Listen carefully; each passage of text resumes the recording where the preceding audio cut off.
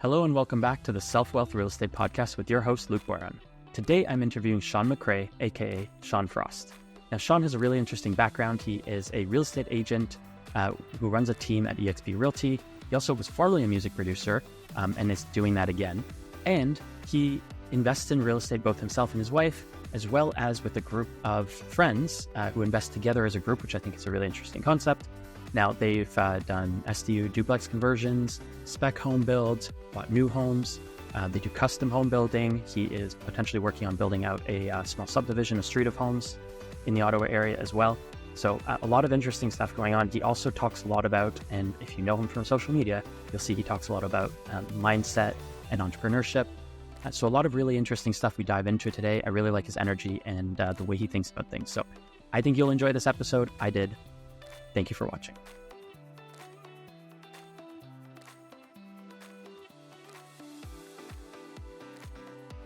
Welcome to the show, Sean. Thanks, Luke. Appreciate it. Thanks for having me. Tell me, Sean, what was your background? What did you do before you got into real estate? I started off in the music industry, actually, which is interesting because now I'm full circle back in the music industry as well. But I started in basically the end of high school as a music producer. Got my entrepreneurial spirit kind of from my dad, and a big musical influence from him as well. So in high school, I kind of took the plunge, built a studio, was making, producing records and selling them kind of abroad. And that was my first taste of getting into my own business. Yeah, that's really cool. Because, I mean, pretty much everyone who's a music producer, I guess, is an entrepreneur, right? Is that generally how it works? Or I guess can you work for a big company as a producer? Is that how it would work too? You can get signed to teams. So, it's similar to a lot of other businesses where you can be part of a team. There are producer agreements out there that you can, but majority are, they're running their own, steering their own ship and basically working kind of on the next commission deal, looking to sell music. So it's mostly independent, and that's exactly where I kind of got my feet wet and figured out, like, I'm not a 9-to-5 guy.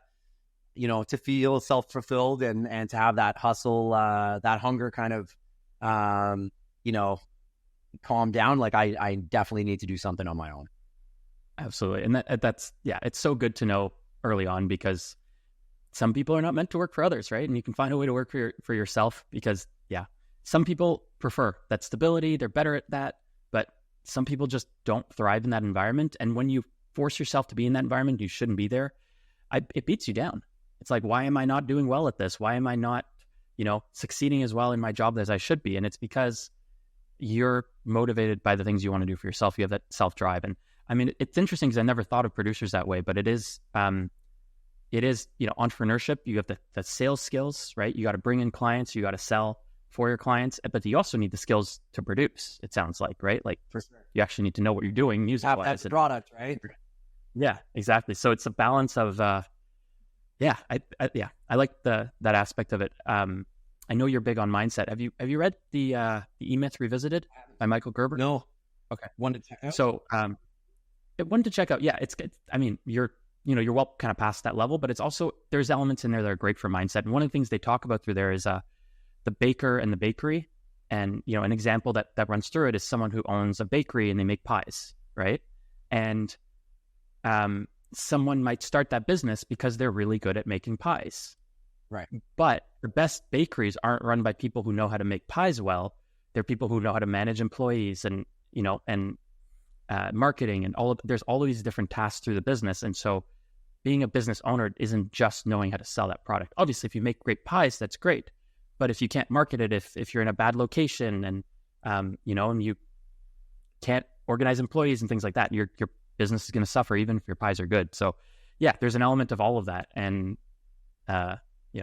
being a producer can be kind of like being the baker as well, but then you got to figure out how to run the bakery. Exactly. In this case, the production company, I guess. Okay. So cool. So you were producing music, right out of high school. You did that for it sounds like for a while. Wow. 10 years. Yeah. That's awesome. I'm not big into the music scene, but, kind of wish I was. I just don't know much about it. It's cool. What made you transition? How did you start transitioning into what you do now? Yeah, so I I was going to Carleton University here in Ottawa. So I was basically, working with a group out in Kansas City, running a studio here in Ottawa. And I had flown back for my last exam at Carleton. So at this point, getting a little bit older in terms of that lifestyle. Finished my last exam. Some stuff, happened back in Kansas City. So I wasn't really going to go back there. And, just looking kind of for a fresh start. And I actually cashed out the music money, got into a 9-to-5 job. I got a job at the hospital, the Ottawa hospital. Really, really liked the job. That was in my early 20s. So I really, really did enjoy the job. But I knew that it wasn't my end game. Like there was no, the room for growth. Even if I could find an avenue to kind of move up, it just wasn't meant for me. I wasn't meant for it. So then I kind of had to figure out what the next step was. I started a general contracting company. And this is interesting about what you were talking about, the bakery, in the sense that, I've always had the dedication to, and the consistency to be able to get something off the ground and get it going. And like the general contracting company was no different. We were doing okay. But I just absolutely hated it. I despised it. So then I got to the point where I was working running this general contracting company with a partner who was the main general contractor. And I was learning a lot, wasn't as interested in it as I thought I was. And more so, I'm a people person, but I felt like it was a thankless job. So as much as I was trying to do on that end, I wasn't feeling fulfilled or content. I wasn't happy. And then at the other end, I was working this hospital job, which I loved the actual job, but I just knew where it was leading me, which was ultimately nowhere. So then I had a colleague, a buddy of mine, kind of come to me and say, you need to become a real estate agent. Like, this job is for you. Like, you need to do this. So I just took the plunge and kind of got into, that was on the real estate side as a profession. Okay. And how long have you had your real estate license now? Since fall of 2016.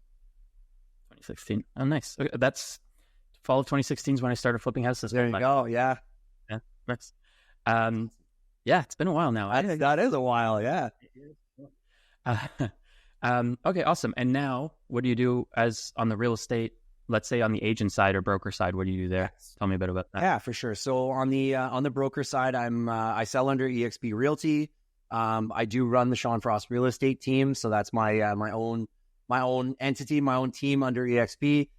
They're great. They've given me basically, total freedom to do my own thing, which is always a good thing. So yeah, I've got a couple admins, an event coordinator, a couple junior agents.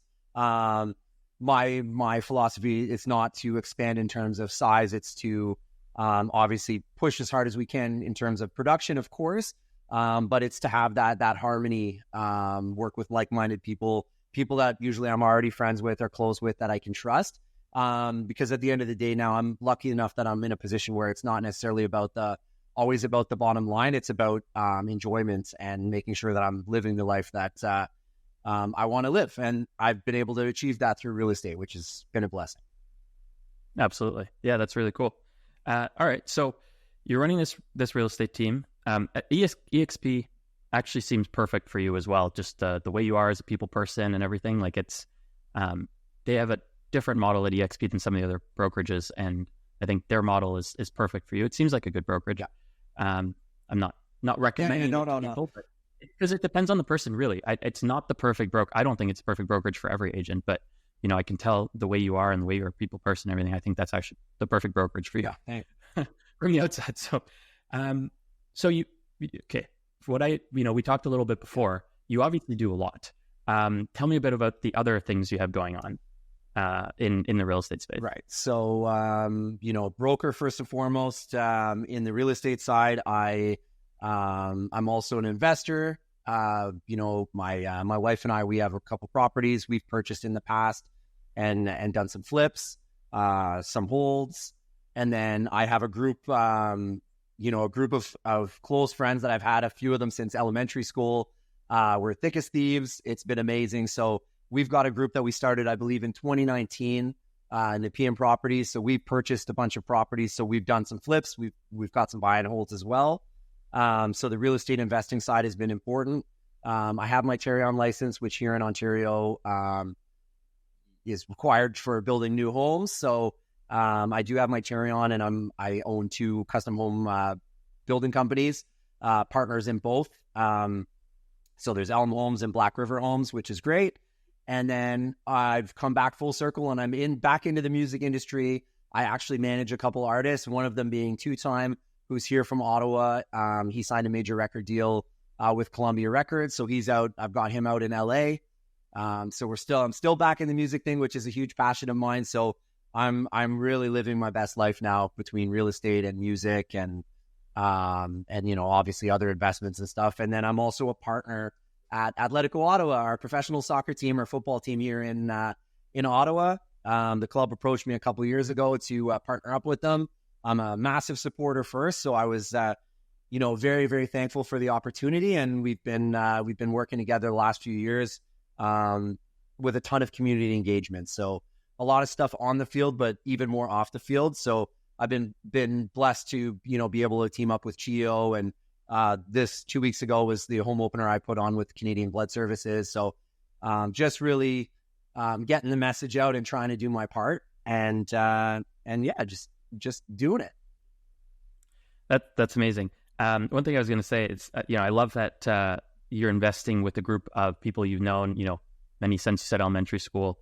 I love that, working with those people together, because they say you're the average of, I think they say the average of the 5 people you spend the most time with, right? And to have kind of grown up with these people, still keep in touch with them, and it sounds like you always kind of grow together, enjoy times together, and then can invest together and improve everyone's lives there. I think that's a really cool way, like as a community, to grow and build and invest for the future. And yeah, I think that's wonderful.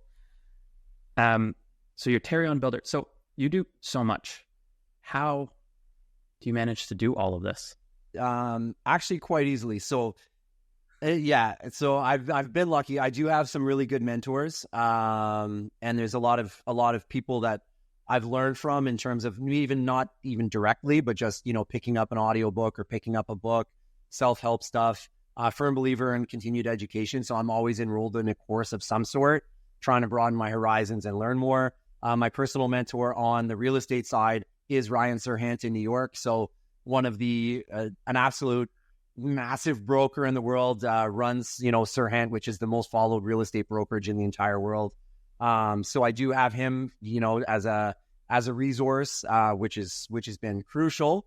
The other thing too, Luke, is that because I'm not fueled by basically the bottom line, like the money anymore, or as much, like it's, I switch my focus where time and enjoyment and quality of life is worth way more than the amount of money that I'm going to make. So I make sure that any new endeavor that I take on, I partner with somebody. So I always grab somebody that is in that field where that might be their bread and butter, and that might be their main focus. Like that could be what they need.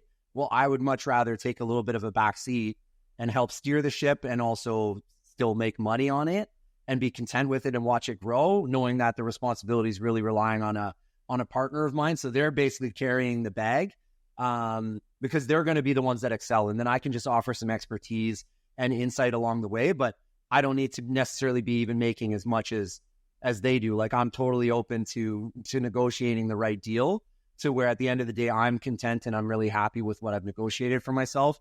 And I also feel good that I'm maybe helping somebody else out and like giving them the push or the kick in the back that they need to, like, jump off the edge and take it on and dive right in. Yeah, I think that's a really smart way of doing it. And I mean, I'm trying to think. There's a book, Traction, Gino Wickman, but it talks about, I'm going to mix it up a little bit, but you basically have, the visionary, and then the operational person, or the implementation, right? And it sounds like you partner with the people who are going to operate the day-to-day of it, but you're still helping, with ideas, with the vision of it, and the branding, and getting the word out there, but also making sure you guys are pointing in the right direction. But then you're letting someone else take care of the details. And I will say, a lot of people, and I would say the majority of people I meet in the real estate space, have a lot of trouble letting go of the details. How do you view that? What's your mindset on that? Because clearly you're not taking care of, like, how many seats are going to be filled, or, what kind of plates are we getting for this event or something? Like you're not worrying about that. You're trusting someone else. How can you let that go? Don't you want to? Isn't it? If you want something done right, you got to do it yourself. But it's also very important to recognize your strengths and weaknesses. So I know where I lack, and I've never been afraid to fail. I love failing forward. I love learning. I'm not worried about what the outside world perceives me as in terms of a success or a failure. No issues there at all. So if there's something that I'm, accounting, for example, like for me to run my own accounting, I'm not the best person suited for it, even though it's my own expenses. So yeah, I have a bookkeeper and then I have accountants. So, I'm more than happy to let the reins go on that. If I can let it go on that, well, then in terms of having an event coordinator, well, if it's somebody that already is a close friend of mine that I absolutely trust with everything, if she's able to do this, at her current, if she does it at the job that she was in like the 9 to 5 that she's working now, well, then she can definitely do it for me. And she's going to be better at it than I am. So it is all about, and that's why it's not about growing the team for me in terms of the numbers. It's if I'm adding somebody or adding an avenue, it has to be the right fit, and that the business won't be able to take off unless I'm working with the right people on it. So it's just it's being able to trust the person that you're with. You can still have those tough conversations, but it goes both ways. It's not just me coming down as a boss and like dictating. It's a give and take for sure. Because again, even if I'm employing somebody, that doesn't mean that I know more than they do at that certain task. And I'm never going to pretend that I do. So it's just having to pick the right people. And that's a character thing, right? It's being able to judge who's going to be able to take you to the next level, or who's going to be able to do the job that not only they're going to be competent, but they're going to be the least amount of headaches and obstacles in your way in that path. Because like we're busy. I don't have time or energy or an appetite to take that stuff on. I need it to be as smooth sailing as possible. And if a snag does come down in the road, no problem. That individual that I'm working with should be able to handle it.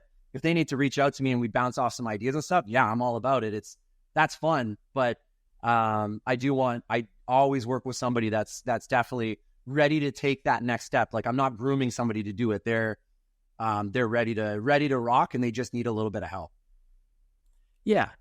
And I think what some people have trouble letting go, when they have trouble letting go, is they're thinking that they need to let go of everything, and they're not allowed to know anything that's going on. And that doesn't need to be the case. You can, especially as you're getting to know someone, you can still check in, make sure they're maybe reporting to you or letting you know what they're doing. And then you're like, okay, I agree with all of this. I trust you. You keep going, kind of thing. And I don't need to hear as much about it. So it's a nice transition. I really like what you said about, they're going to do it better than you, because that's the reality of it. If that's what they do all the time, they're going to do better at it than you will once that's what they do all the time. I used to do everything in the job when I started, and, I was pretty good at all of it, and I was afraid of letting go of parts of it. And in part because when I hired someone new, especially in what I did, there's not exactly someone doing this exact role. So I'd hire someone for part of the job, and they wouldn't be as good at me right away. But it's like, but at the same time, I have to look at myself and go, am I actually as good as I thought I was? Because I would be as better than them when they started if that's all I was doing. But I'm also wearing these 12 different hats. And, I might be great at taking the phone call from a motivated house seller, except that I'm also currently on the phone with a contractor, and I need to answer my accountant and this and that, and I'm distracted. So someone who's dedicated at doing that, they're going to end up being way better than I am. So yeah, I like that mindset. And I think if you realize that people who are going to specialize in that role rather than having all the distractions are going to be way better than you at it. And I think, yeah, you nailed it on the head. And I think, part of that too is like when you start something, like, especially when you're new into the entrepreneurial lifestyle, when you're just starting, like say it's your first business, like, of course, that's usually going to take time. Like you're growing the business, you're nurturing the business, you're still learning as well. So it's tricky to like start bringing people in and like expanding in that way until you actually have the pillars built and the foundation set, right? So there is a difference. Like, of course, this is where I'm at now. When I first started, it was a little bit more run and gun, and you're trying to learn on the fly. And I can't afford to be hiring people until, or bringing somebody else onto the team until it's a well-oiled machine and we're actually like seeing results and I'm comfortable, bringing somebody in. Yeah, money is definitely a factor, because you're like, is this going to hold up? I need to prove the model first. But yes, at the point we're at, I wouldn't start another business doing everything on my own again. Like, it wouldn't make sense. I would hire off the bat and work with other people or partner. As you said, I think that's a great way too. I know you are, really into the mindset and entrepreneurship. How was it for you, when you switched, for one, your mindset in getting into becoming an entrepreneur again, becoming a real estate agent, and two, when you started with investing, how were you able, what allowed you to do that and not be completely worried about what was going to happen? How were you able to let go of that day job? So interesting. So I got into investing in terms of my own personal real estate investing and becoming an agent at the exact same time.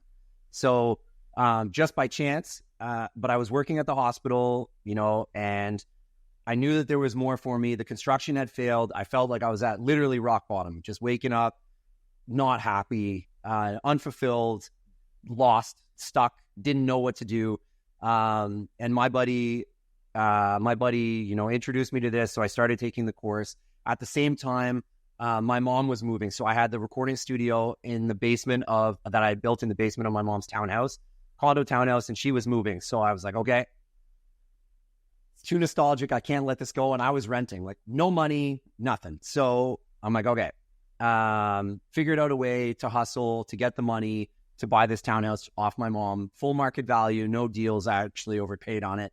But if you're going to overpay, I'm happy that it was to my mom. So, I ended up purchasing this property, trying to figure it out. Felt like a homeowner, so a little bit of life was injected into me, and then got my real estate license at the same time. And I was like, okay, now, I'm at a boutique brokerage, but I'm running my own ship, or steering my own ship. Nobody's really governing me. This is amazing. Super, very free. And then started grinding. And then from there, started to try to change my mindset to pick myself up, because things weren't bad. I had food on the table and a roof over my head. Rock bottom for me was, it was a lot of internal stuff rather than a product of my environment of being harsh realities. It was fine. Yeah, but I understand that internally you're like, this is, I was expecting this. I had hopes for this construction company. It didn't work out. And so what am I going to do next? And I don't know if you feel that way, but it's kind of, the thoughts of, am I going to be a failure? And am I never going to reach the level of success I feel I deserve, or that, I should have with my abilities? Yeah, absolutely. You get in your own. Totally. And so I was a negative side of bad mindset, right? Yeah. So I was there. And then, obviously my dedication, my consistency, being relentless as a real estate agent, really helped me propel in that realm right away.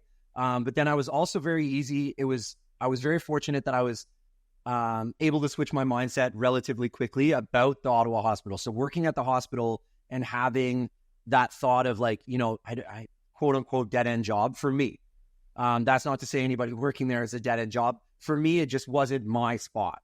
But I was able to turn it around from, I'm doing this 9 to 5 or 8 to 4, or then even half days at one point where it wasn't really going anywhere, to now all of a sudden, I work in radiology. I'm working with surgeons, I'm working with radiologists, I'm working with nurses, I'm working with techs, I'm working with admin staff. I'm working in a ton of different departments as well. Well, now I'm running my own real estate business. Why am I not farming the hospital? So that took 3 days to figure out, okay, I'm getting flyers, I'm doing hospital employee deals, I'm doing all these things, I'm farming the hospital. So I actually, my wife made me quit the hospital because I hung on for 4 years as a successful real estate broker and still working at the hospital. One, because again, I always loved the job at the hospital.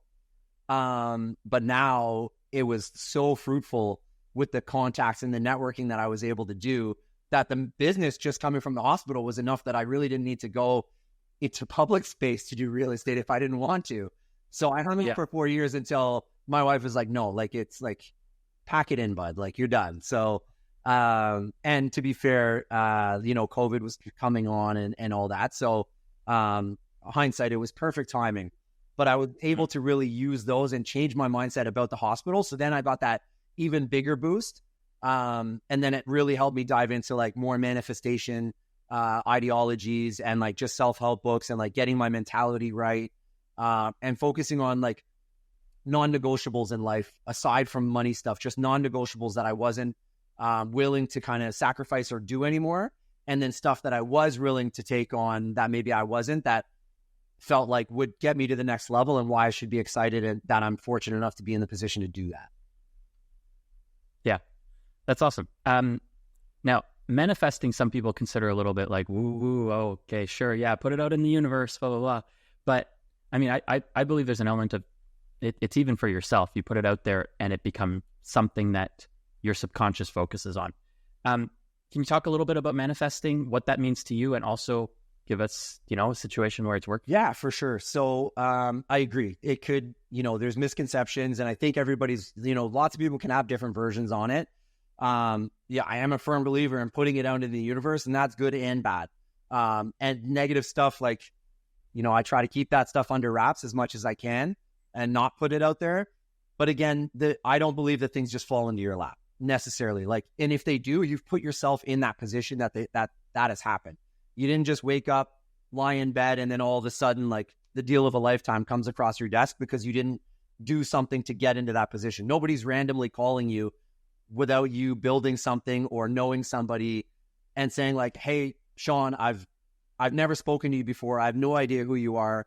But I literally want to gift you this $5 million piece of, like, it just, that kind of stuff doesn't happen. So I've got a terrible saying related to that I say all the time. It's, you can't get hit by the money truck if you're not standing in the road. You got it. I've never actually heard that, Luke. That's perfect. Perfect. And you're 1,000% right. So it was figuring out, putting it out in the universe, but like taking action as well. And then using that positive energy and the vibe that you're putting out there, the high vibrations, and like running with it is like, just trying to be infectious when you walk into a room, not overpowering, not overbearing, but like try to make, your presence known, speak when needed, listen when needed. Don't be the loudest in the room. Recognize, the rooms that you're in, you're not going to be the smartest in the room, because if you are, you're in the wrong room. So it's like just absorbing and like being somebody that people want to be around and learning, absorbing like a sponge. And I actually did that. I started it on, it's kind of embarrassing, but like, my wife got me to read The Secret. I read The Secret. I was not about that lifestyle. I was, kind of chuckling as I read it, but I said, you know what? I'll indulge you. I read the book. I did a vision board. I had just kind of got my real estate license. Just, a year earlier, got into this condo townhouse that we're still just making ends meet. A little bit more money coming in now, as I'm into my first year of real estate as an agent. And I did a vision board. On the vision board, I had the house, the car, a lot of materialistic junk that, like, at the time, that's what I was kind of hoping for. Like, this is kind of the life that I'm looking to be living. Like, and, I did write, I wrote a $25,000 blank check and put it onto the vision board. I didn't really have any money at that point, making ends meet, putting a little bit into savings, living comfortably enough in the current situation. But, I was just getting rid of the construction company and just getting into the real estate. And I said, okay, I'm going to go around to these custom home builders, drive around, get some design ideas, one for the construction just before I close off the last little few jobs and stuff like this. Like, I want to know what's kind of in, what's happening. And then on the real estate side, I need to learn more about these materials and like what's being used in building and like what's the here and now, so that when I'm having the conversations with my clients, I know what time of day it is. I can name off the materials and see what I'm seeing in the new builds, not just in resale homes, because some of those, those aren't always updated, within the last 6 months or the last year. I want to see what's current. So I went on an adventure driving around, and one of the builders I stopped into, they, I'm not necessarily saying I'm just there window shopping and trying to get ideas from them. So, I was playing a role in this one and asking, what they have available, what lots are going for. Again, education purposes, not just on materials, but like what's actually happening in the market for them. And they said, like, we have this lot. It's a quick occupancy. I guess the previous deal fell through or whatnot. Quick occupancy, 8 or 9 months, $50,000 off the price. This is the model that we can put on it. It's a corner lot, great neighborhood, and I love the neighborhood. I just thought, man, imagine. It wasn't even a big place. It was just brand new. Obviously, never experienced anything like that before in my life. And I was like, well, what does it take to get it? And they're like, it's a $25,000 deposit due now. And then that's it. It's 25,000. So it's like 5 now, 10, and then you're good. And then the rest, just the down payment on closing. So I'm like, okay. Yeah, we'll figure it out. I was like, okay. So for some reason, I got back in the car. I drove to the bank, asked if I could get a loan. And they said, well, how about a line of credit? You don't have any lines of credit? And I'm like, yeah, let's see. So they ran it through and they're like, actually, Sean, like before we even go too far down the rabbit hole, like you've been pre-approved for a $25,000 line of credit. I was like, okay. Well, that just happens to be to the dollar what I need, like in my head. So I'm like, okay, can we open it? Yeah. They open it. And I literally wrote a check at the bank, grabbed my wife, went back to the builder and handed them a $25,000 check.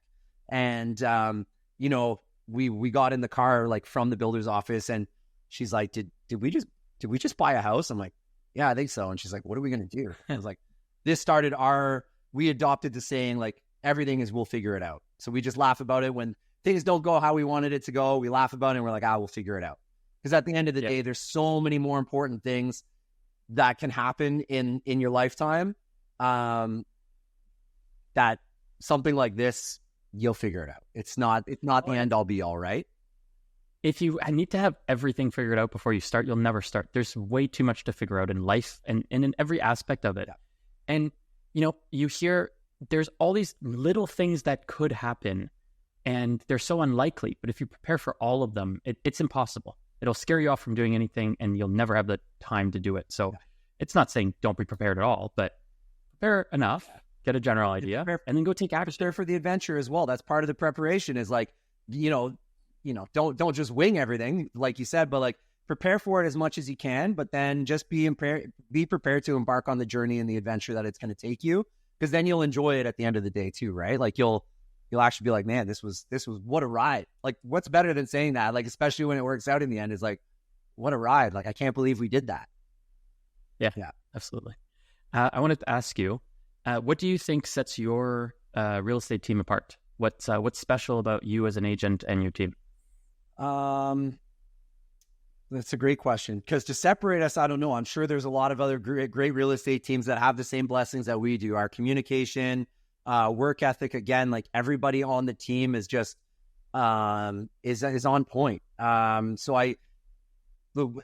don't have I can't really speak for other teams because I've never really been on another team, but we don't really have disagreements. We don't have a lot of like miscommunication. We get along really well. We do our community events together. We all have the same kind of focus on bettering the community. That's at the Sean Frost Real Estate team. Aside from some social media marketing and stuff like that, like the majority of my advertising money and marketing money goes right back into the community. I don't do, and not knocking it, all of it works, but I don't do radio. I don't do TV. I don't do bus signs. It's just not me. I don't put my face on signs. I don't put my face on business cards. It's just not how I operate. I want to be remembered as a real estate broker, and people I think will feel the success and feel the confidence to reach out with me or to me through one who kind of backs me up in terms of like one of the biggest brokers in the entire world, being Ryan Serhant, and then his team, and then the reputation that I have here in Ottawa. And then on the community side, I want people to know like this guy's got to be doing all right because he's trying to do a boatload for the community right now. And selfishly, obviously that's great for business, but selfishly it gives me that extra push to go out and get it harder. So like I'm one of those people where I don't want to get complacent, and I've never really been in the position where I feel like I could feel complacent. I do have the choice of doing whatever I want whenever I want. I'm very, very lucky that I've been able to build that, but I'd much rather get $10, give 4 or 5 or 6 away, put my back against the wall, and then go chase it and go get it. Like I love that feeling. And then helping somebody else out in the meantime is like, it's just to be able to provide and like help out in that world is like what I feel like I was kind of destined to do. Nice. Do you work a lot with investors or mostly like kind of home buyers? Mostly home buyers. So I do have, a good group of investor clients. But I would say the majority would still be home buyers. a lot of which have, kind of turned into, smaller investors where they've picked up their second or third property. So then they might have their matrimonial, like the family home, but then they've purchased, one or two investment properties with me. I still consider them, I know that they're investing, but I still consider them home buyers. Are you a savvy real estate investor looking to maximize your profits? Well, if you're buying properties off the MLS, you're not making as much as you could. The most lucrative way to boost your bottom line is by acquiring investment properties off market. By buying privately off market, you're able to save tens of thousands. Now, the problem is finding off market properties is really hard and takes a lot of time, effort, and money to do. Bliss is your number one source, delivering exclusive deals that you will not find on the MLS directly to your inbox. Bliss's extensive network and insider connections gives you access to properties that are not publicly listed and at a discount. We've helped hundreds of investors across Ontario and BC source the right properties at the right time for their portfolio. Buying assignable purchase contracts through Bliss at a discount helps facilitate higher returns, lower competition, and deals that align perfectly with your investment goals. From start to finish, Bliss's world-class team of real estate professionals makes the process seamless for all investors. If you're ready to elevate your real estate investment strategy, visit us at offmarketbliss.ca to join our buyers list and start receiving exclusive off-market deals directly to your inbox. The most profitable opportunities await, and they're exclusive to you and our valued buyers list members. For your next project, check out Bliss, the go-to source for off-market deals. Yeah, awesome. Can you tell me a bit about a bit more about the investing you do? You had mentioned building a coach house as well, which is really cool. Yeah. So on the investment side, like I do have my own personal properties investments, which have been great. But right now, my main focus on the investment side is I'm super, very blessed, so lucky to have a group of guys that basically I've been friends with since elementary school, high school at the latest. I feel like we're about like the seven dwarfs here, but like we get together and we've done a lot. So basically 2019 was the start. We started buying bungalows that needed some work. Not quite dilapidated, but, buying bungalows and creating legal SDUs in the lower level, turning one door into twos. And it's been great because obviously I'm a real estate broker. One of the guys is a general contractor. We've got one guy that's very proficient with electrical. We've got a guy who owns a roofing company and really good with numbers. We've got a bookkeeper. We've got an engineer. So it literally was a really good medley. Not only because we're like-minded and, we're shooting the breeze about sports and we have all the same interests and hang out together regularly anyway, but on the real estate side, it was like an extra endeavor, an extra conversation that we could have when we're all together now where, we all have the idea of like not generating quick money in this project. Like it's to build, it's generational wealth for us. Like we're trying to build something, and leave a legacy for our families so that our families are really well taken care of down the road. Nice. Yeah. That's awesome. Sorry, to get into that, my bad. I digress. Sorry. We started off with the bungalows, creating the SDUs. We also did buy a couple new builds.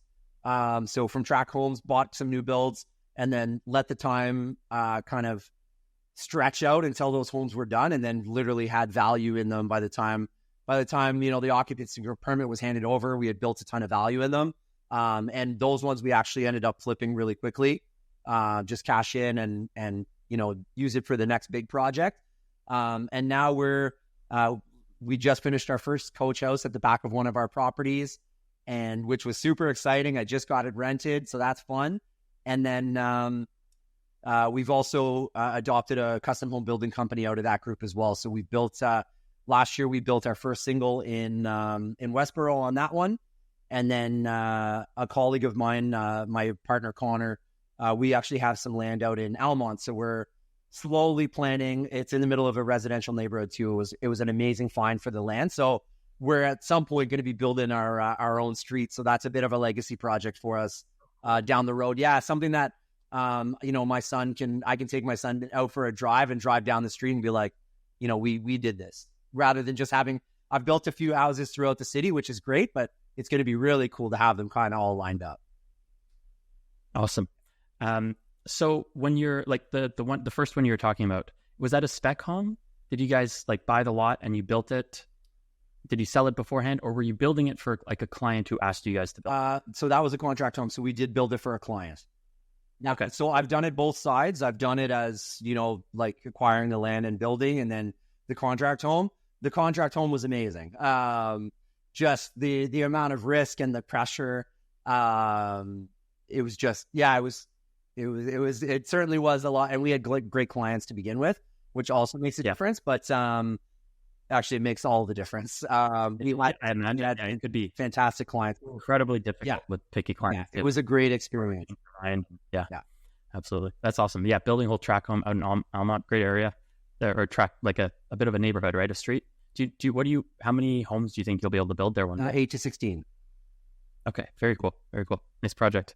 Awesome. And what was the experience like? Do you know how much the coach house cost you to build approximately? We were like 170,000, but again, we're able to, it's built on slabs, so a concrete slab, and we did have a lot of materials left over throughout various renovations jobs, so we were able to utilize those. So it was pretty cost efficient, and of course, we are building it in house. So no, for sure, that's an excellent price.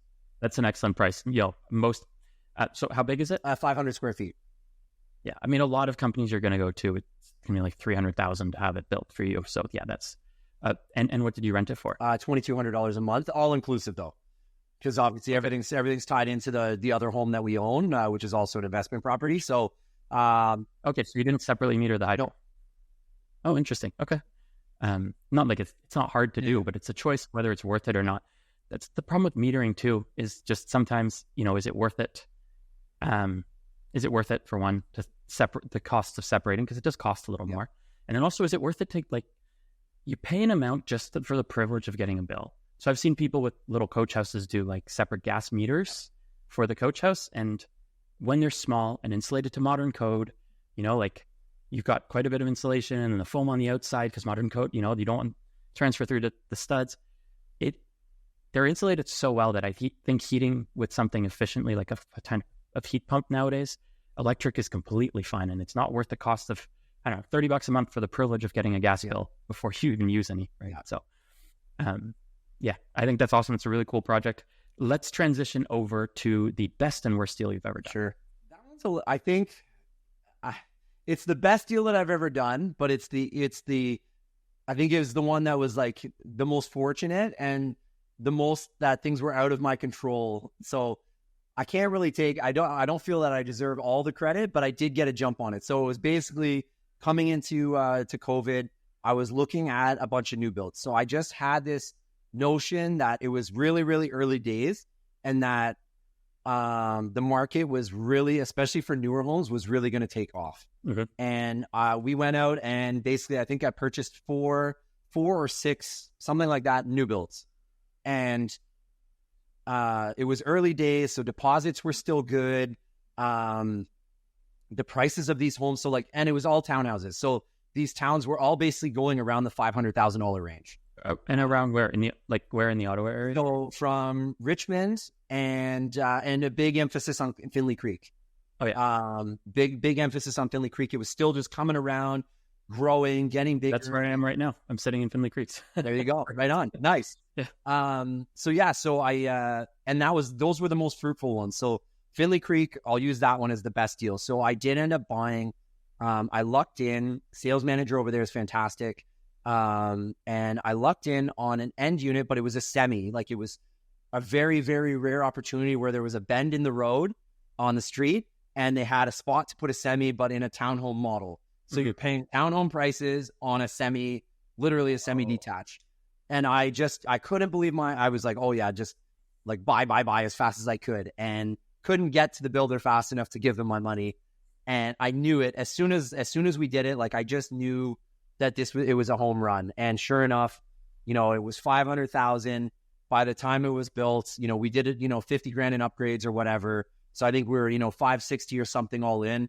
The day we got the keys, like, I think it was, We did a little bit of work on our own, a few cosmetic things on our own that were just way cheaper for us to do.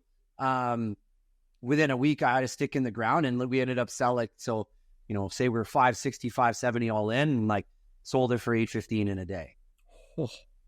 Right. Wow. And it just and not only just because of the return, but the fact that I didn't have to do anything. Someone built it for me, and I'm selling a house with a warranty. And yes, I'm paying capital gains on it, but it's like, that's cool, man. I'm in a spot at this point where I'm very fortunate to be paying capital gains, because it means like I did something right. So yeah, we pay taxes when we make money, hopefully, right? That's our accounting's correct. That's right. So that was the best deal for me, because it was stress-free. I had fun designing it. We had a blast throughout the process, and just watching the sales in the neighborhood throughout. Obviously, if you've got the alerts on and you're like, oh my God, this one just sold for $750. It's the same model, but not a semi-detached, or this one just sold for $740 and it's a middle unit. And it's not upgraded. Yeah, absolutely. Yeah. So I listed at $699, I think, and it went $850. Oh, nice. Yeah, the market doesn't do that right now, but no, not too much. I tried actually recently. Yeah. Nice. So yeah, you probably netted, before tax, a couple $100,000 on that thing. So yeah, really close to 200 or very nice. That's an awesome deal. Obviously the market had a big factor to play in there, but not just the market. Clearly you were even, talking about some stuff, the fact that you were able to buy basically at a townhouse price, a semi model. I feel like the builder kind of let that one slip. To be fair, I think you found, an opportunity. So there's opportunities to be found, but what kind of lessons or would you say you learned from that one, or that other people could learn?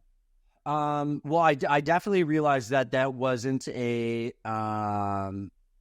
everyday slam dunk. So it's not letting yourself, not getting ahead of yourself and thinking like, this is the model that's going to take me from rags to riches or zero to hero. It's just understanding the actual opportunity, because, like I said, I bought a bunch of them. They all did relatively well. None of them took a loss. A couple of them did better than others based on neighborhood, based on market conditions, all of that stuff, because they were all designed very similarly, because I knew what the price points were. I knew what was going on in terms of consumer ideas and wants. So it was obviously very strategic in how I was designing them on the inside, on the interiors. But it was just recognizing that this this probably won't last forever. At some point, I think the builders are going to catch up, and then, whether or not the roles reverse completely and the homes are quote unquote feeling overpriced, that I didn't know at the time, but the getting is good right now. The market is really starting to pick up. And then as soon as you sell that for $815, you're like, okay, what can I go back in and buy that same model for? Right. And then now that model that was $500 is now at $650. You're like, okay, well now my margins are getting pretty tight. It's probably not, and I don't know where they're going to be in a year's time. I'm not as confident. So let's try to figure out, maybe there's another avenue that, keep my options open and my eyes open on what's happening there. But let's start looking elsewhere and see if there's something else we can cook up. Yeah, absolutely. Yeah. And people being scared in COVID was, part of that was not being afraid when everyone else. No. Right. Yeah, being greedy when everyone else is fearful, right? Yeah. And it did pay off. It definitely did work out. It was just, and yeah, exactly. Yeah. We say greedy, but it's also that sense of adventure, right? It wasn't just for the dollar. It was like, man, there's an opportunity here. And if somebody's going to sit on the sidelines, you could definitely watch me play. Yeah. Yeah. And it wasn't I understand it's not a greed thing. It's more, It's more like being willing to take calculated risks right. when other people are afraid. I agree with that. Yeah. All right. Well, let's move on to the worst deal you've ever had, which is the reason we cover this is usually where we learn the most lessons. And I hope our listeners can learn from your lessons, rather from, things that went wrong with your deals, rather than having to have their own deals go wrong. Yeah, fair enough. So the worst deal that I did, and I'm going to use it again with this one's going to be Nepean Properties with our group. And again, it was part of those, the calculated risks. It doesn't always go your way. So we purchased a property, basically start of COVID, got it for a steal. It was a tiny, very narrow single-family home in Carlington. Not a huge lot size. So the depth was decent. The width was very, very tight. And this place was dilapidated. It was a teardown. And this was the first time that we were embarking on basically a rebuild from foundation up. So not a new build, but from the foundation, we were going up. So everything came down. So, the main reason for it, overall, it went pretty good. We actually had to demo the house by hand. We couldn't get a shovel in there. It was too tight. So, we're taking it down from by we, I mean the group. I'm not doing it. I would have probably fallen off a ladder or something, but, just taking everything down and building it. What we didn't know, even though we felt we were proficient in terms of a lot of the work being done in the home, because we had done a lot of major renovations and SDUs in this, we were ready to take the step on. It wasn't the amount of work or the scope of work that was the bad idea. The reason that it didn't work out was we didn't anticipate where the price of building materials was going to go. And we completely, we got blindsided. There wasn't anything, I don't think, that we could have done to prep for the way that materials shot up, from lumber to you name it. We were blown, and we were committed at that point. We had to see the project through. And by the time we built this, we ended up building a duplex, which was great. We had a great design, 3 bedrooms on each unit. They were mirrored. So the living spaces on the main floors were back to back. So kitchens backing on each other, the entrance on the back. So private entrances. I thought we did a fantastic job. But it was the cost. It just cost so much. We bought the property at an absolute steal. We thought we were laughing. And then our numbers went absolutely through the roof in terms of building materials. And that was building a lot of it in-house. So we couldn't have done it any cheaper. And we had just got to the point where the numbers weren't making sense. So the cost of what it was to build the property, even though we were getting top dollar for rent, it wasn't offsetting. So it was taking a loss every month. We decided, let's, we recognized our mistakes, figured out where kind of we were lacking. And we were okay, this is kind of the property that we need to let this go out of the portfolio. It's not going to do us any good for the foreseeable future. We were, how can we kind of pivot? What can we do? So that, to be fair, we actually ended up, selling it. We sold it for, of course, way more than what we had purchased it for. But we did end up taking a loss after, equating all of the building materials. We didn't break even. We didn't lose much, but we didn't break even, and we definitely didn't make money. And that was the first time we had ever done anything that didn't bring something back. So we were okay, what are we going to do? So then part of the money that we got back from that is, we paid a couple things off, and then we also built this coach house. So we lost you freed up a lot of capital. We freed up a ton of capital. So we missed out on the 2 doors, but we were able to pay some things off, stabilize, and then build this coach house, which is now rented at $2,200 a month. Those ones were both renting at $2,300 at the time. So basically, we lost 1 unit, paid some things off. Not the end of the world, and really good lesson learned, especially for something that I felt I don't want to make an excuse, but there were a lot of things out of our control. I wasn't prepared to, get into the forestry industry and start making, the lumber industry, and start getting my own wood. Yeah, absolutely. But in hindsight, what do you think you could have changed about this deal? Hindsight, obviously, but what did you do now that you're building more kind of homes and things like that? Is there something you learned from things that you learned from this build that you take to your next ones and go, I won't do it that way, or will do this part of it again? Because that was right. Yeah. So we did pick up some good trades. So there were some extra trades because at that time during COVID, there were a lot of people that were taking time off, that weren't, or that were extremely busy. So part of our team, if they weren't available, we had to start outsourcing a little bit. So we were able to expand our actual team network. So that was a big plus. Things that I would change, I think it was a little bit ambitious for us. I think it's just analyzing what the project is going to be a little bit more. Now that, again, that was the first time we had ever done something like that. Originally, when we purchased, the purchase wasn't to take it down to foundation and build brand new. Yeah. We ran into things during the process of the project where it was okay, this can't really stay, this has got to go. And it just kept going deeper and deeper. And then it was let's just get rid of it and start fresh. We could still make the numbers work. And, we had planned it out. we had budgeted it pretty good until prices started changing. So again, I think it's just being in a position where now it's looking ahead. It's expanding the worst case situation, the worst case scenario. I think that's probably what I would take out of it.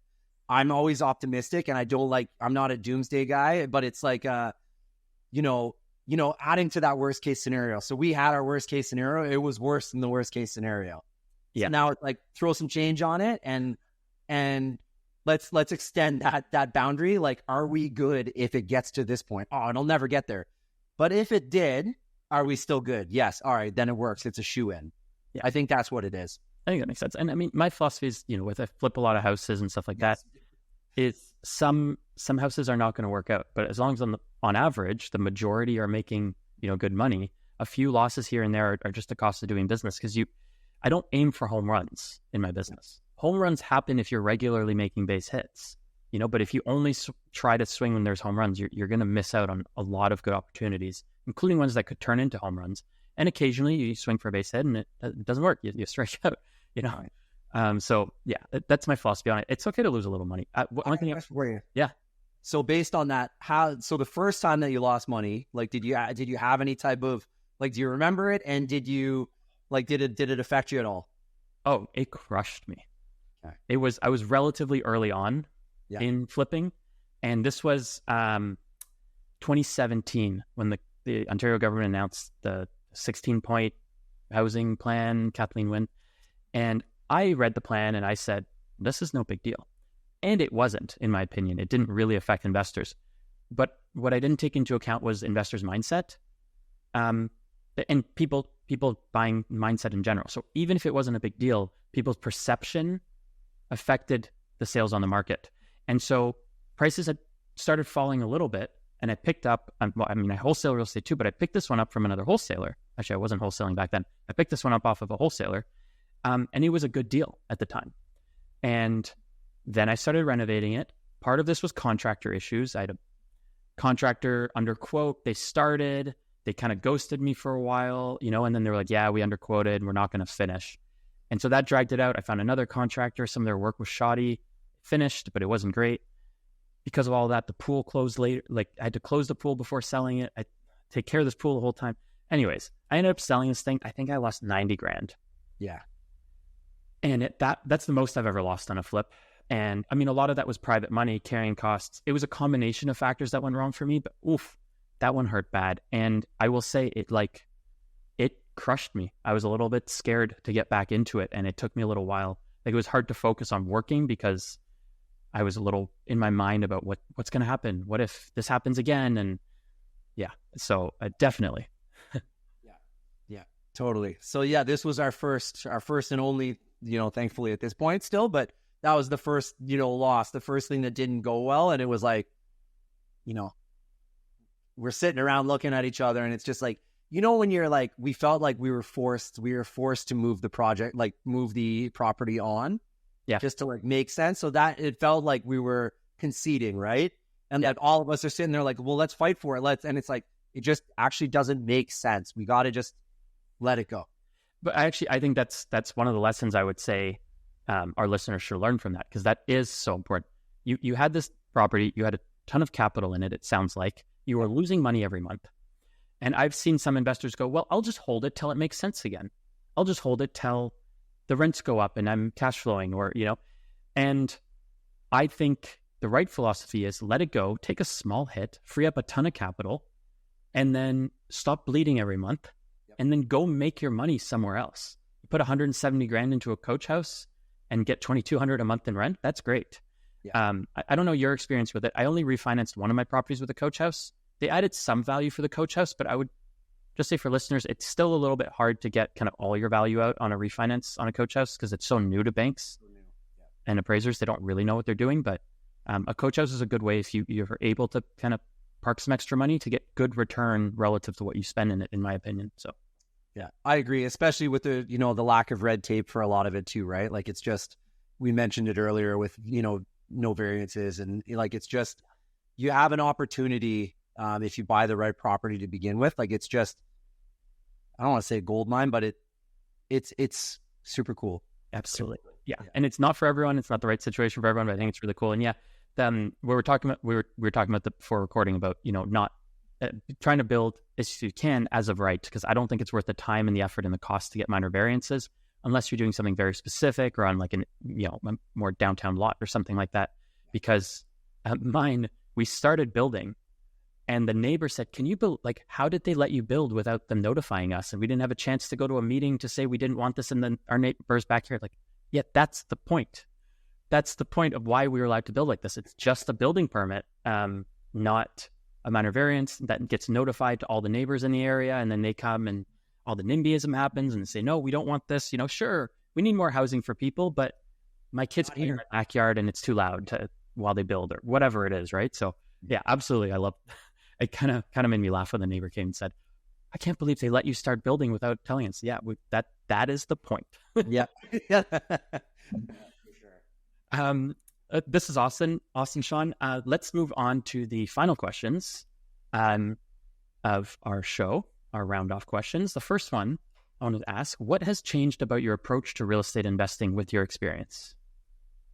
I've slowed down. So I've transitioned a little bit out. Well, I'm out of, kind of repurposing properties at the moment, just where I'm at right now. And I am focusing more on the custom home building. So whether or not it's for the group or whether or not Elm Homes is taking on contract homes, it's just where the market is right now for me, and the level of, how busy I am kind of as a broker. I just feel like right now it's a great opportunity for us to put that Terry on to work.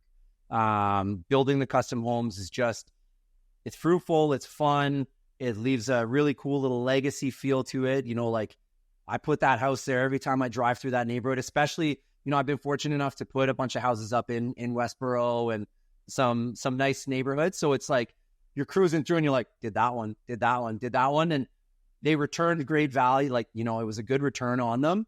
That's kind of where the investing is at the moment. I am we're going to be building another coach house. I have another property that's a little bit more difficult to put it on, but it is suitable nonetheless. So that's kind of one of the next steps in the pipeline along with the new builds.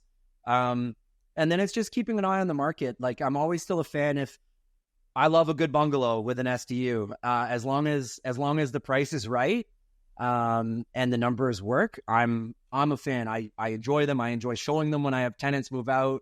It's nice and easy. They rent fast, not a ton of maintenance in a lot of them, especially if it's a lower SDU that you've built yourself, like, you've got some time until things start going, as long as you get the right tenants in there. But yeah, that's kind of where where my path is taking me. It's like on the custom homes and then maybe some coach houses. Very nice. Awesome. Next question. If you could go back in time, what's one piece of advice you'd have for younger you? It's funny, Luke, because like I wouldn't change my journey. You know what I mean? For where I'm at, like I'm so I get excited, like even just thinking about like all the ups and the downs. Cause like even as things were going up, I still had downs where like I felt bad, like a why in terms of finance stuff is like, I got that new house that I paid with the $25,000 check. We got into that house. I was still a new agent when it closed. We didn't have any money. I was able to buy like a new artificial Christmas tree and like couldn't buy presents, and like I just absolutely gutted. And then I'm like, man, I was just able to keep the other rental property, like the townhouse that I had, didn't have to sell it. I'm in this new beautiful home that I worked my butt off to get. Yeah. We'd be happy, but then just felt so depleted. So I think it's like, I think at that point, like now looking back on it, it's like, at that time, it wasn't a small thing, but like, don't sweat the small things. So one of the things is like, don't be afraid to fail. And now I said yes to so many things. Now I don't. So now if I'm doing something and I'm so happy, and this was hard for me, but like embrace saying no, from a business and a mindset is like, whether it's business, personal, it doesn't matter what it is. If I'm not feeling it, I'm not going to do it.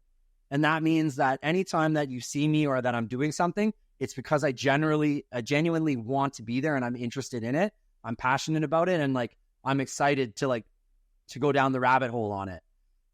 Whereas before, for the networking and like part of that's building the businesses and whatnot, but like, networking or going to do this or doing that, or like sticking to the general contracting company way longer than I should have back in the day. Like all that stuff, like I didn't want to say no because I didn't want to miss an opportunity. And whether or not it helped me get opportunities down the road, like I'll never know if there's direct links to some of these things. But looking back on it now, I would have probably just taken a little bit more of a breath and just been like, I got this. But again, it's so much easier to be able to look back on it and be like, bro, that wasn't even a big deal. Well, it was back at the Absolutely. And you need to have gone through that to make you the person you are now, that obviously succeeding well. Last question is, what is the most overlooked or the most overhyped investing strategy right now?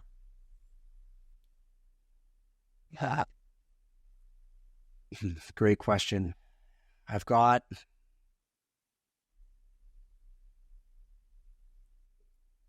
some of the overhyped stuff that I get from prospects, potential clients, the hype of buying multi-units, where people don't understand. There's two-prong actually. So one, they don't understand in terms of the multi-unit what it entails. People hear numbers thrown out and like, oh, I was able to acquire this 10-unit building with only putting this amount of cash down. And then like, whether it's a BDC or whoever was able to kind of come in and supplement and help out here and like, oh yeah, it was easy. It's like, okay, like it's not that easy. No.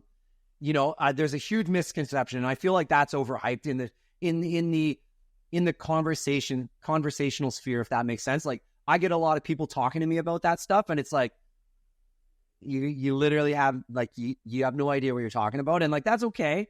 I'll indulge you in the conversation and I'll go with you, but it's like it's overhyped in the sense like, oh yeah, I'm thinking of buying like a fourplex, and you're like, cool, like you're renting, like baby steps, like maybe buy yourself a property where you're a homeowner, and then like start talking to people about buying a sixplex. Like it's not that easy. And it is possible to jump straight in as a renter and buying all this stuff. There's the exceptions to the rule, and that's when it does. There's a reason it's the exception to the rule. It doesn't mean it can't be you, but understand that it's not just that simple. It's not as some people try to make it out. See, and obviously, if someone's making it simple, you have to question what are they selling as well. Right. Yeah. So I find that one is overhyped, especially because the numbers are so grand, and it's a conversation for people. And I don't want to say like just to make them feel good or whatnot, or to make them feel relevant. But in some cases it is. But I just find like that's a tool that a lot of people are using now, even if they're smaller investors, which is great. Like I'm a smaller investor, but like they're just using that to I'm not really sure sometimes what the end game is, but that's overhyped. The other one is clients when they're like, different type of investment, but like, oh, we're going to build. Like we live in this house. Yeah, we're going to buy some land and we're going to build our dream home. And as that investment, yeah, it's fantastic to be able to do that. Obviously, being able to design from the ground up, living in your dream home, it's incredible, but it's not as easy as everybody thinks it is all the time, right? Nor is it necessarily. It should be seen as a luxury, not necessarily an investment. And that's right. So that's where another misconception is, and you crushed it there, because people are like, oh, we're investing in our future, and it's like, yeah, you're investing in your quality of life in that sense, but it's not necessarily a real estate investment, and like there's a lot of unknowns in that too. So a lot of people jump in thinking like, oh, okay, so $400 a square foot, we want to build a 2,000 square foot home. All right, easy peasy. That's what it's going to cost. And it's like, well, there's a lot of moving parts in there. Like that's a baseline as to like, starting to get expectations going, but there's a lot to go into it. And there's a lot of work, and there's a lot of time. There's a lot of moving parts, not to say it can't be done, and not to say it can't be super enjoyable and rewarding, but it's one of those things too that I think gets thrown out a little too often, where people are like, oh yeah, we're going to build our dream home. It's like, where? Yeah. And like, have you planned it? No. Okay, cool. Do you know where? Oh, we're thinking here. Cool. Like what size of lot? Like, have you worked out pricing on that? No. Okay. Are we just saying that we want to build our dream home at this point? Yes. Okay, cool. Yeah. then I'm on board with that. Like, again, it could be done, but it gets hyped up a lot. Absolutely. Yeah. All right, Sean McRae, aka Sean Frost. I've seen your Instagram. There's a lot of like really cool stuff on mindset and talking about entrepreneurship. Where can people follow you? Where can people find out about your real estate team? Where can people find out about you? Yeah, for sure. So my Instagram is definitely the most active. So I'm on socials. It's at I am Sean Frost, but Instagram is definitely the spot to get me on. Just because you're going to be able to follow everything from the mindset, entrepreneurial hustle, real estate, a lot of the music stuff, whether it's Two Time or Justin Diamond. I'm even looking after a professional wrestler on the come up out of Cleveland right now. So there's a lot of wrestling stuff on there. And the big thing is like my personal life is on there too. We were discussing this during an intermission that, family life for us is everything. It's a major factor and push now. Whereas before it was probably a little bit more monetary value and like establishing yourself and becoming successful and wealthy in that regard. But, once we start bringing, expanding the family, bringing kids into the world, like that's what we're doing, or that's what I'm doing it for. Right. So it's to have that extra 5 minutes with my son to be able to drop him off, pick him up. So that's always important. You're going to see all that on Instagram. SeanFrost.com is my website. SeanFrostTeam.com is my team's website. And yeah, really through there and anything Atletico Ottawa. I'll do a quick plug. If you're in the Ottawa area and you're looking to go to an Atletico Ottawa game, let me be the one to send you there. Just email events@SeanFrost.com. My team will reach out to you and send you and your family out to a match free of charge on us. One, because it's important that you see what this team's doing. And two, because it's an absolutely fantastic time and the team is with me. We're basically powered by giving back through the community and community engagement. So it's a win-win for everyone. Awesome. I think that's awesome. The people should definitely reach out for that. Okay. Thank you so much, Sean. And take care. Yeah. Thanks, man. Appreciate you having me on.